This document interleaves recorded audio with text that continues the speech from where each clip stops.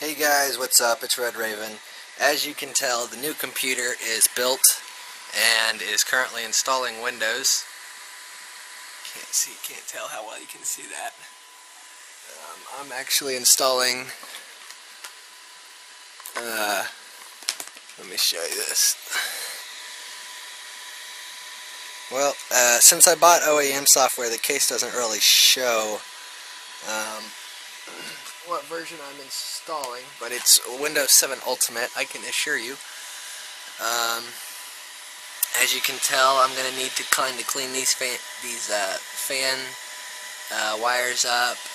As you can also tell, I don't actually have my second video card powered yet because SLI, before you have Windows and drivers and stuff installed, can kind of mess with your new computer, and it kind of can make it not want to work right.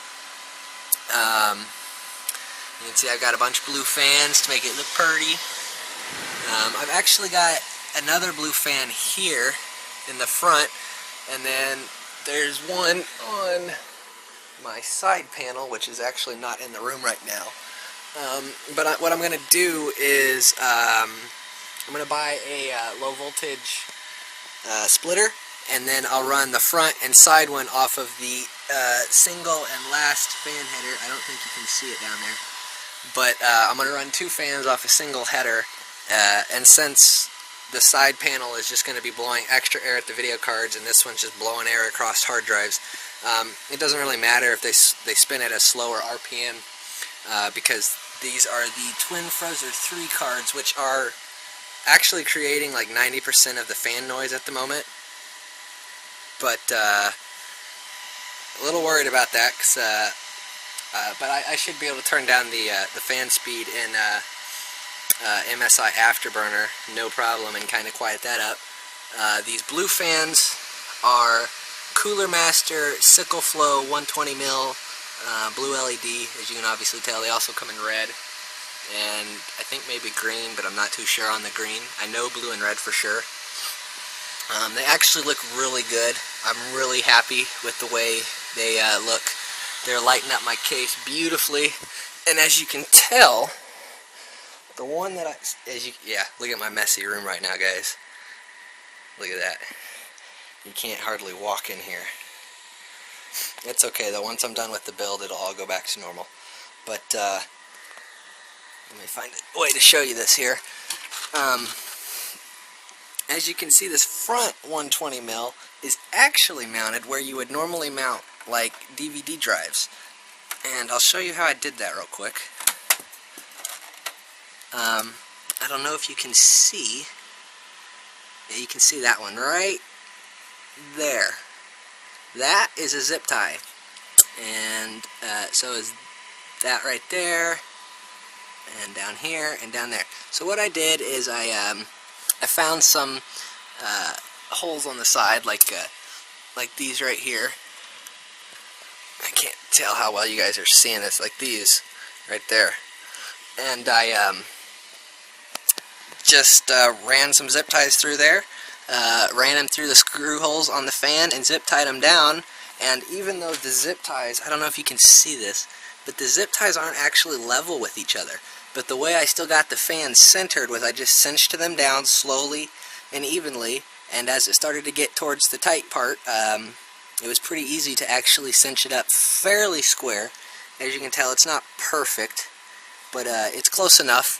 And when you put these 5 1/4 bay covers on, you can't really tell that it's not perfectly centered. And it's not exactly a normal mounting spot for a fan, but I've seen people do it before. I just thought it would look really cool to have a blue fan there and down there behind the Cooler Master logo once the build is actually fully complete. But like I said, that fan and the side fan, I'm going to run off of a low volt splitter. Here you go. Windows 7 Ultimate.